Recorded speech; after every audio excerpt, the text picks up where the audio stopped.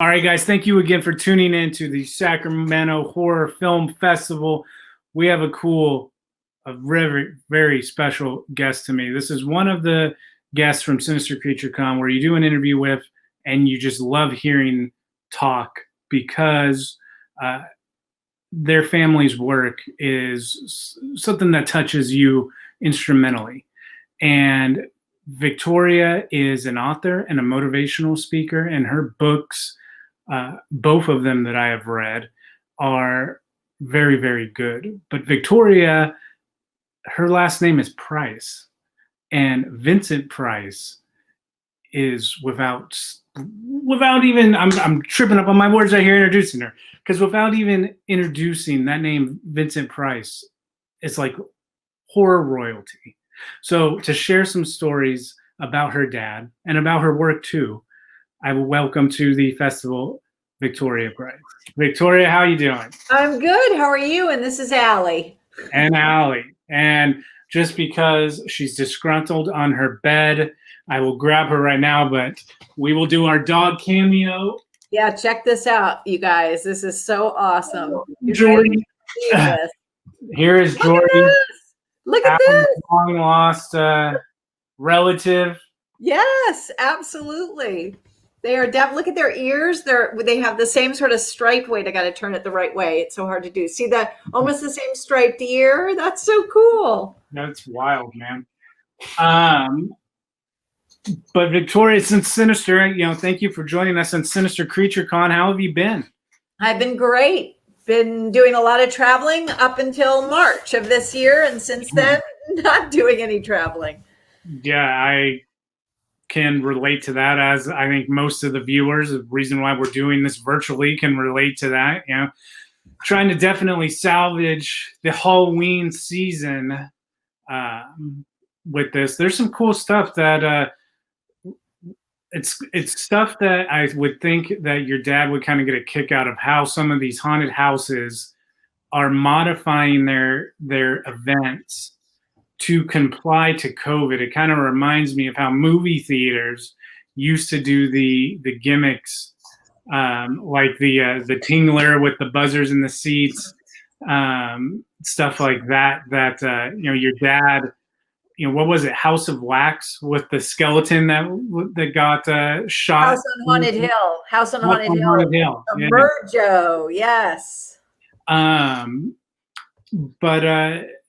your dad, he really is. He is horror royalty. The two, figures, when I think of horror films back farther than being a kid myself, of like the Halloweens and the nightmares and everything, when you get a little bit more accustomed to film, and you realize as a teenager that black and white doesn't mean boring and old, and you start diving in. I mean, to me, it's Vincent Price and it's Alfred Hitchcock.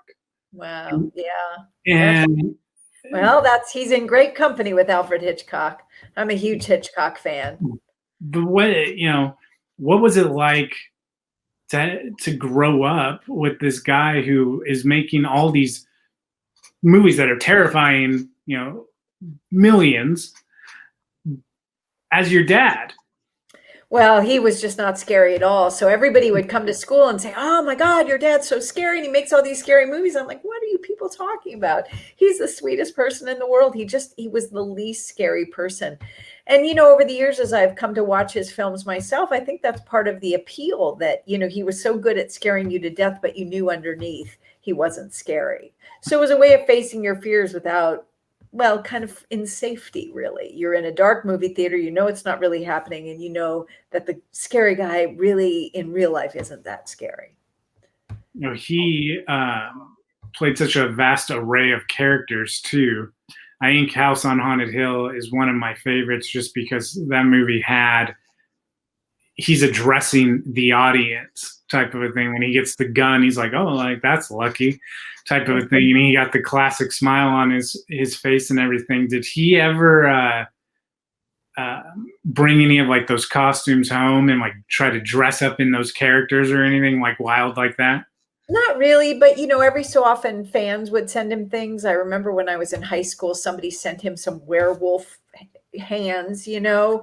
I think somebody sent them to him, and I remember appropriating those for our drama club in high school so we could use them for something. So, you know, when there were things around that were cool, and people would send him scary things and he would keep those. Like I remember he had like a tarantula in a jar in like fluid. It was disgusting, you know. So yeah, there were some gross things, but not that many.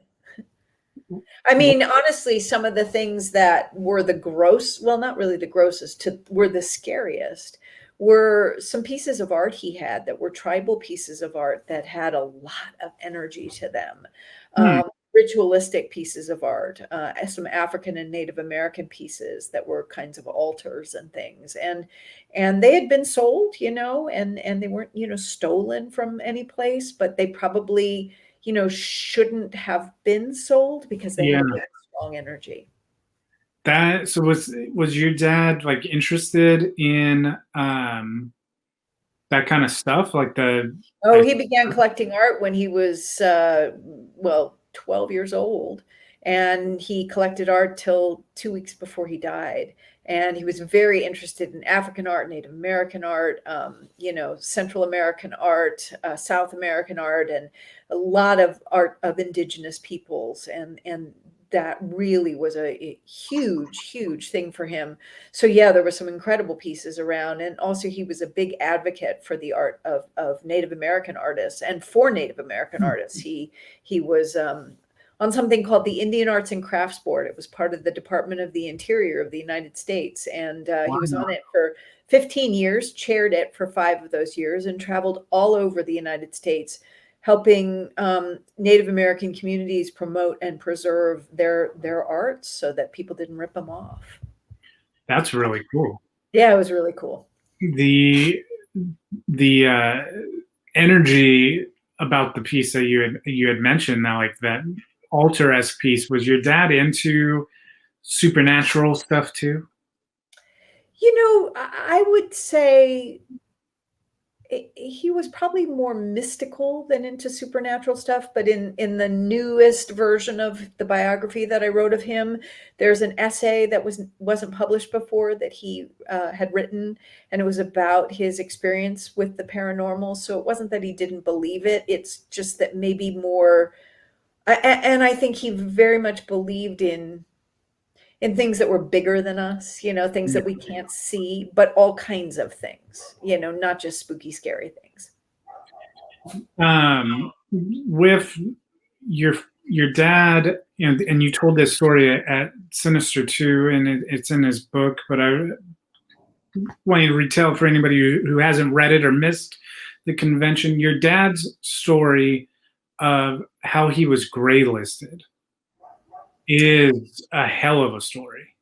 Yeah, and it's a very timely story, you know. So it was during the McCarthy era, the 1950s, when there was a strong movement in Congress led by Senator Joe McCarthy to brand people as communists, and there were laws put on the books that actually didn't come off the books until the 1980s or early 90s.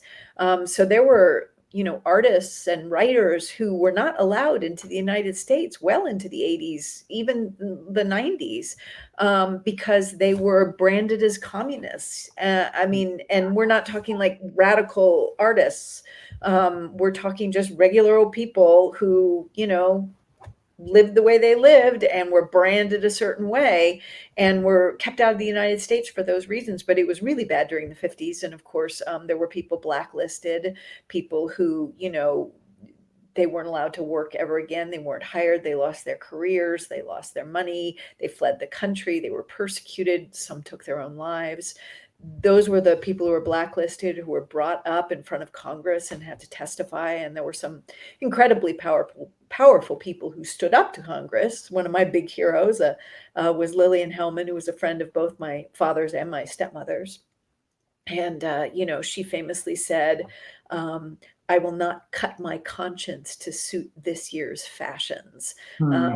You know, would that we were also brave to speak the truth when, you know, our livelihoods and our careers are being threatened. Most of us don't, you know. But many, many more people were gray listed. There were these lists where just tons of people were on them. And again, studios and companies were urged not to hire people. My dad was on a gray list. And the list he was on was called the pre-war anti-Nazi sympathizers. What that meant was that before we declared war on Hitler, he was against Hitler. He didn't believe in fascism. Mhm. You would think that was good, but apparently that made him a communist. And so he didn't work for over a year. And, and never knew whether he would get his career back, and ultimately did. But yeah, it was a very, very divided time in our country. And that's why it's always good to look back at history and look at other times where people in government have tried to divide us from one another instead of finding ways for us to come together. Yeah, I would say that, you said it's a very timely story. I would say that you pretty much hit the nail on the head in that statement. Our our country could really use some coming together right now. It could, and there are so many opportunities for it. You see these opportunities, and then it's like a car speeding past an exit on the freeway, and there was that moment, and it's gone. Yeah. And so it's up to each of us. We have to do it. We have to find the way to connect with people who might scare us, or whom we might think are different than us, or we might be afraid, harbor ill will, because at the end of the day, if I've learned anything from horror fans and going to horror conventions, is that if we judge people by their appearances, we're going to be wrong. I mean, horror fans, they'll come up to you at a convention, and they got like a knife sticking out of their head and a big scab down their face, or 3,000 piercings, or I mean, I have Oh, tattoos yeah. too, so mohawks and whatever, and I have never, ever met a horror fan who wasn't just so sweet. So if we're going to judge people by their appearances, we're going to be wrong if horror fans are any indication. So I try to talk to people, even ones, that I know from a sign in front of their house or a t-shirt they're wearing, might not like me. But if I come toward people and just connect heart to heart, that's how we bridge those labels that are being thrown at all of us. No, that's, I would say, absolutely true. You're actually the second guest to tell a story similar to the horror convention Mhm. don't judge a book thing. We just because there is like that camaraderie that exists in the horror genre, from everything Right? everything from authors to artists to filmmakers, actors, like the whole everybody under that umbrella seems very united under the fact that that is their umbrella, and Well, they I think there's a reason for that. Not to interrupt, but I am no, go interrupting. ahead.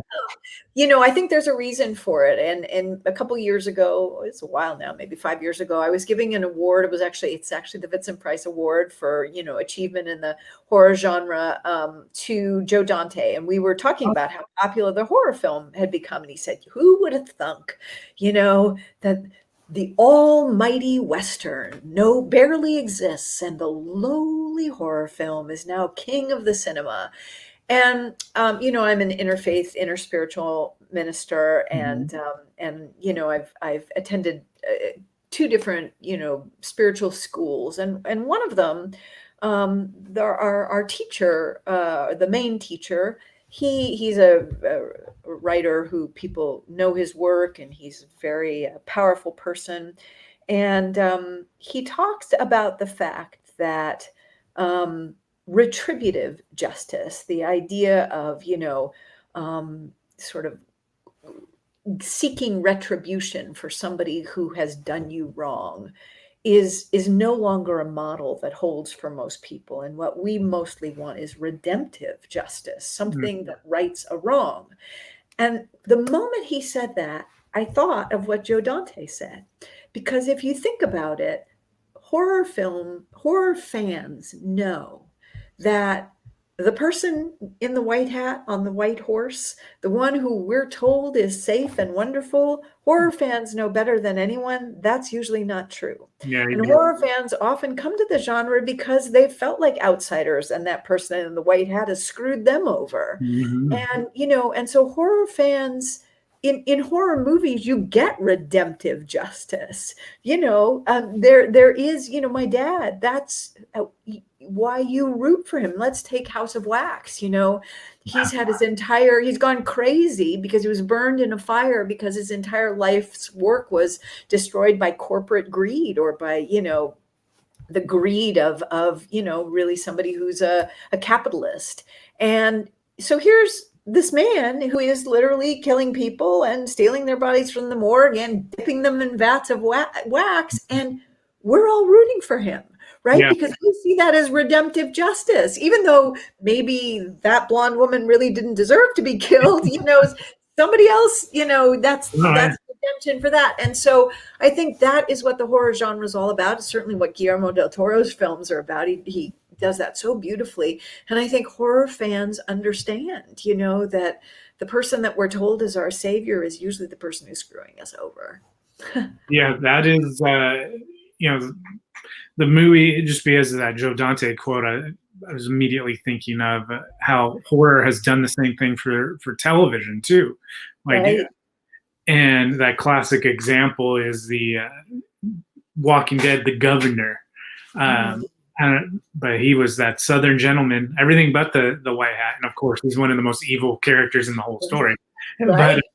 But that your dad, you talk about the House of Wax and the whole redemption angle that character has. It's interesting to put that into context of a lot of horror villains, where a true villain, in the sense of like a action movie per se, doesn't believe that they are the villain. Right. The bad guy from Die Hard doesn't believe killing Bruce Willis and all these people is going to fix a problem, not create a bigger problem. Where in the horror, it's interesting, House of Wax, where your dad is wronged, or even House on Haunted Hill, where his marital situation is not what one would consider ideal. He is, he's conducting these plans as kind of like redeeming his own. If nothing else, he's redeeming himself to himself. Right. Right. Which is an interesting concept to consider. That it's very deep, Victoria.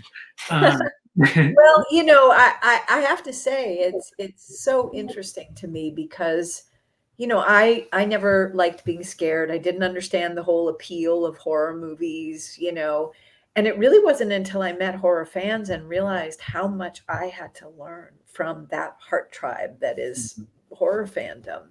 And, some of my dearest friends now are horror fans, which is hilarious to me because I thought, well, like, what do we have in common? And, sometimes we'll be together and they'll be watching one of those things. And I'm like, oh, I can't watch it. And yet I have more in common with them than I do with some people that I've attended spiritual programs with. So, which theoretically we should be on exactly the same page. And so what that tells me is that, there's something in the horror genre that captures the paradox of being human in a way that a lot of other films don't, and other genres don't. People just want the pretty story, and really what we all know is that anything real is paradox, or paradoxical at the very least. The book that you wrote about your dad's life is really just a really special account. In reading it, I mean, an autobiography on Vincent Price by anybody would be cool to check out, but yours, the way that you write it, the way that it comes together, of course it comes from the heart. You're his daughter, but that really translates onto the page. So I wanted to just say congratulations on that.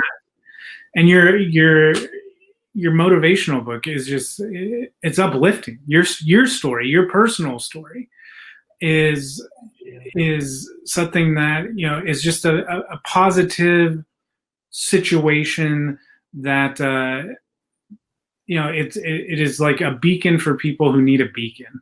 I think Mm. is the best way to describe it, because I'd gotten both, at your table at the convention, and I had your dad's book immediately, and you had told me, hey, I've got this other one too, and we were sitting there talking for a while, and yeah, like both of Victoria's books, for you guys that are listening, um, are absolutely worth picking up. And I don't know, have you written since a couple Yeah, I years? had a book come out in April. Needless to say, I didn't go on a book tour, and neither did anyone else. And it's a book about practice. It's called Living Love. And it's actually, one of the things I learned from my dad and my mom is, we can go through our entire lives just talking about doing things, or talking about what we want to change, or talking about what we wish would be better. But practice is showing up to something every single day instead of just talking about it. And so, what I really looked at is how much of our lives are conducted from a basis of fear, from a foundation of fear. And so, these are practices, really simple things that anyone can do that help shift us out of fear. And some of them actually take the things that we're told to be afraid of and befriend them, like the fear of the unknown. Instead of thinking, I need to know what's going to happen, in order for me to feel better. Well, how's that going for all of us this year? Not so well, right? Yeah, really. So instead of looking at that as the solution, it's actually befriending unknowing, Hmm. and finding a kind of peace and strength in recognizing, and this is one of those wonderful paradoxes. What we don't know is usually going to scare us. Mhm. Just look at any horror film, and that's true. But when we think about how are we going to get out of this year, how are we going to move forward as a world, what's going to happen next, the only answer we can say is, I don't know, right? We don't know what that thing is, or what those things are, or what that course of events is going to be, or what in our lives is going to help shift all of this. So what we don't know might scare us, but what we don't know is also and always going to set us free. That paradox, it's beautiful. So if we befriend instead of fear what we don't know, it's a powerful way to move through the world. So there's 12 practices in the book, and they're all simple things. And it also teaches people how to create their own practices, to find practices that resonate for them. Like, my daily practice of joy is something that really resonates for me, but for somebody else, it might be something very different. It's Mhm. something I can go to every day, or I'm a writer, but for somebody else, it might be being a painter, or cleaning house, or taking your dog on a walk. So Yeah. they're very simple things that help you shift out of fear and into the power of living love, which, and by the living, I mean, like, we're doing it, and not like namby-pamby love, like the love I learned from horror fans. What it means to be a heart tribe and show up with an open heart to everybody you encounter. Yeah, that is a great way of putting the embracing the fear of the unknown, because I think that is, top five fears. I mean, case in point, coming out of just getting done with school, as one of the things from a filmmaking perspective, is one of our teachers, said, one of the biggest mistakes that you could do is show the monster, Mm. because you if you can create something that people are so afraid of without even realizing what it is, because in their mind internally they have manifested something way more scary you could ever put on the screen, that is that is really the key. So yeah, to embrace that fear, so to speak, and just have that kind of like that optimism, the peace. That is pretty rad thinking. Well, that's so interesting what you said. My dad always used to say that horror movies were way scarier before you saw the blood spurting out of somebody's head, Mhm. because he always used to say, what we imagine is far more terrifying than what we can see. Yeah. And if you think about it, oh, and he also used to say, by the way, that movies were a lot sexier when you couldn't see what happened after the kiss, Hmm. because you would imagine what happened after the kiss. And if you were bothering to imagine that, you were in that scene. So you weren't this third person watching people up there.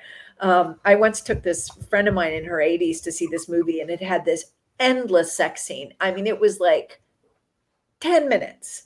And I was so mortified. She was in her 80s. I mean, we were really good friends, but still, you're with somebody in their 80s, and you're watching this endless sex scene. And we came out, and I was like, wow, that was so long. And, and she said, oh, sex is always long when you're watching someone else having it.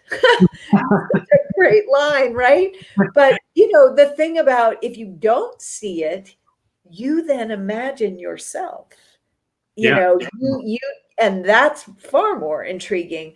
And I think one of the things that scares people the most are airplane crashes, because there are no cameras on planes. So Yeah. because we've never seen, I mean, we've seen it in the movies, but you all, you read about a plane crash, and all of a sudden and if you've flown, you picture yourself sitting on that seat, and you think, what would I be doing in that moment? And so our minds work that way, and the human brain is hardwired to Velcro fear and Teflon love. Velcro, we remember all of the bad things that happen to us, and we forget the good. It's a vestigial, residual survival instinct, but it is not helping our world right now. Yeah, that is for sure. That is something that I think a lot of people need to kind of take a deep breath and try to loosen the grip on that mindset a little bit. Right. So Uh, that's what the book is about. It's living love. It's actually ways to live that power of love instead of have all these walls and fear up. the the thing too about your dad is he seems like he tried a lot to have that kind of a mind frame as well. Very much so. With you and him, when you had the time to yourself, or even if it was the three of you, him and your mom, like what would you say is some of the biggest just takeaways that he was able to bestow upon you? Well, all kids at some point say, I'm bored. And my dad, that's when he would turn into Vincent Price. The eyebrow would go up, and he'd be like, bored. And I was like, no, no, no, no. Because he used to say, if you're always curious, you will never be bored. And so wherever we were, he would show me things to be interested in, right where we were, like, look down, there are rocks on the ground. Look how beautiful they are. Hmm. And so I learned to walk through the world. I mean, when the world stopped, I stopped. I'm literally a nomad. I'm homeless. And so I was in a little Airbnb, and I'm still in that little, it's 100-year-old cottage in a small Hmm. town where I know no one. And I'm not meeting people, needless to say. And so I go on long walks with my dog twice a day. And now at this point, I've done these walks over and over and over and over again, but in all different seasons. And every day I see something different. And every day I look at something different. And if my dad and mother hadn't taught me to be that curious, I would be going stir crazy. But I go out the door, and I think, I'm going to see a different color flower today. The trees are gonna be a little more bare. Maybe I'll see something architectural that I didn't see. More birds. You always are gonna see something. And he said, if you limit your interests, you limit your life. And what he meant by that is, the educational system, by the time we're about 14, they start saying, what do you want to do? What do you want to do? As if there's one thing. We're not built to do one thing. We're just not. Nobody is built to be one thing, but we're taught to find that one thing that we're good at and do it until we retire. Well, Yeah. first of all, the world doesn't work that way anymore. And second of all, a lot of the things that we do to earn our living aren't necessarily fulfilling us. And so he always said, if you limit your interests, you limit your life. So be interested and want to learn and want to connect with people and be open-minded. And so those two things save my bacon every day, and they have my whole life. Yeah, that is a lesson that I think a lot of people need to take to heart too, is do what find what you love and do what you love too. Yeah, Be absolutely. Very much so. be interested in, I would say that 100% of the people that I know that are not or that are not, fully happy, 2020 out of account, but just in general, um, are kind of, what you would say the stereotypical, stuck in a rut. Right. And I think that if they would learn that, be interested, or find something that they could invest that interest in to do more. I mean, the quality of life, you know, being from in a spot where I wasn't, and then going into a spot that I now am. I mean, the quality of life is substantially greater. That's Uh, so cool.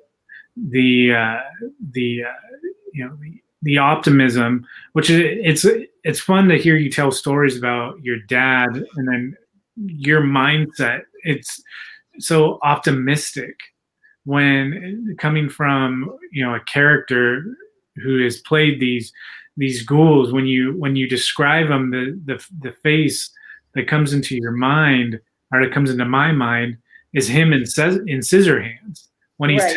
when he's telling you these lessons, and he's hearing you talk about him like that character in Edward Scissorhands, man, it melts your heart every time you watch that It film. does. um where here is this man, and he is just he's made Edward, you know because he's at the end of the day, he's lonely. He wants a son. It's like Right. Geppetto and Pinocchio, Right. with that Tim Burton twist on it, obviously. But that film is one of those films, alongside something in Burton again, like something like Beetlejuice. Like those two films, came out around that same time period, and those two films still hold up and are loved, and as is your dad's whole body of work. But when you thinking about you younger you, did you ever get to like go mess around on any of those movie sets, or A little bit. My parents, so yeah, I did visit certain sets, but my parents really wanted me to have a normal childhood, and I'm really grateful for that. It's a weird place to grow up, Hollywood. There's so much privilege and there's so much disconnect, and and sometimes I look back and I think, wow, what a weird place that I grew up in. And of course, that's in me, so I don't have necessarily like a normal view of the world, and yet, when I would see other kids doing what I thought were normal things, Mhm. I so wanted to have those things, to be like other kids. And so, um, I I think I was very fortunate in that I didn't aspire to have this. Of course, there were moments in my life where I did. We all have that, but I never was really comfortable and that happy around great wealth or great fame. And my brother's the same way. We grew up in an odd way, and we grew up with great privilege, and we know that, but they brought us up to be simple people in a way. And I think because they were simple people. Yes, I think for all of us, my mom, my dad, and me, you could drop me out of an airplane into any place and I would find a way to fit in and survive. Mhm. But at the end of the day, there's just really a few things that matter, and I think those things are quality of life. For me, it's animals and access to nature, and good conversations with people and quiet. Um, they're little things that matter, and you get to see all those things when you're younger. They have less hold over you as you get older. So I got to ask you before we let you go. I got two more questions for you. Okay. First one: when things open up again. Because if you are not familiar, Victoria alluded to it. She's a nomad. She doesn't go anywhere. You travel all over the place. Where you gonna go first? Well, I usually go where work takes me, and so my a lot of the gigs I had booked for this year are now booked for next year, so they're all lined up, and I'm going, well, is this one going to happen, or is this going to end up being virtual? I don't know. I there's two places that I sort of imagine going. First, the closer one is to the ocean Hmm. uh, because I'm in the mountains and I love, or the foothills really, by comparison to the mountains that I have lived in for most of my adult life, which are the Rocky Mountains. Hmm. These are more like foothills, but they're beautiful. But the ocean, I grew up alongside the ocean. So just looking out and seeing for a long way, I would really like to do that. And then normally I go overseas to England Hmm. once a year and to Europe once a year for work. But it's England in particular that I've been missing this year. Hmm. So uh, I the gigs that I had booked for the end of October and beginning of November of this year, I'm hoping will be ready and Fine. eager to go by this time next year. And I I my mother was English. I spent a lot of time. My dad made a lot of his movies in England, so I spent a lot of time in England as a kid and as an adult. And there's something about going to England that feels like I'm going home. So I think Hmm. those are the two places: the ocean and the UK. You knocked both out from the UK, Well, there obviously. you go. Exactly. Exactly. And I gotta ask, because I don't think I asked you this last time, but what out of your dad's library, if you had to pick like, your favorite or maybe your top two favorites of his work, what would you say are your favorites to watch him? Well, I always love Laura. It's such a great film. It's a classic film noir. It's such a brilliant film. It's an ensemble piece, which is my favorite thing. And there's something about how my dad looks in that film that is sort of most to me how he must have looked when he was younger. And Hmm. he looks so fair and blonde and sort of in a way like my brother and my nephews and I all, like I can see all of us in him. Hmm. So for two reasons, because he was 51 when I was born, so I never knew that person. And then Edward Scissorhands. Tell everybody where they can find keep tabs on you and then find your books to check out. Absolutely. So I want to tell people that we've been doing these really, really fun events on a website called followspot.live. And we've been doing virtual Vincent events and having also cool guests. And Oh, so on October 25th is the anniversary of my dad's passing. And we're doing this really fun Halloween roast of my dad. And we're going to toast him with some cocktails and canapes, and everybody's going to wear costumes, but it's all his comedic roles. So and somewhere he's just so over the top and chewing the scenery, and somewhere he's really, going after being the wonderful comedian that he was. But those are going to be really fun. We've got an Edgar Allan Poe one with the actor Dennis O'Hare, and another wonderful one. We've taken the topic of my dad's lecture, The Villains Still Pursue Me, and my friend Sarah Douglas, who played Ursa and Superman and a number of other roles. We're doing a wonderful conversation about film and friendship and playing baddies in the movies. So that's going to be fun. My dad's website is vincentprice.com. We have a wonderful Vincent Price YouTube channel with lots of cool stuff on it. So check that out. It's the Vincent Price Legacy YouTube channel. And my website is victoriaprice.com, and all of my books are on there. And I do a lot of workshops right now because we're not traveling. So please, please check it out. I'd love to meet you guys virtually until we can meet again in person. very cool, man. I look forward to that roast. Sounds like it is going to be a lot of fun. It's going to be a blast. And Yeah. yeah, please do follow us on Instagram and all of the social media. My dad's handle is Master of Menace, and mine is I'm Victoria Price. I am Victoria Price. Very cool. Victoria, it's been Awesome talking to you again. It's Meeting been great. meeting your pup, long lost Yes. cousin. Uh, we we will have to do it again at Sinister Creature Con in person down the I road. would love that. I would love that. I would love to come back to Sacramento and see you guys. And you had, bar none, the best food at any convention. Those food trucks were memorable. So I'll come back just for the food. I am my dad's daughter. Loved a food truck, and so do I. Right on. Well, thank you again. Thank you. Thanks for this.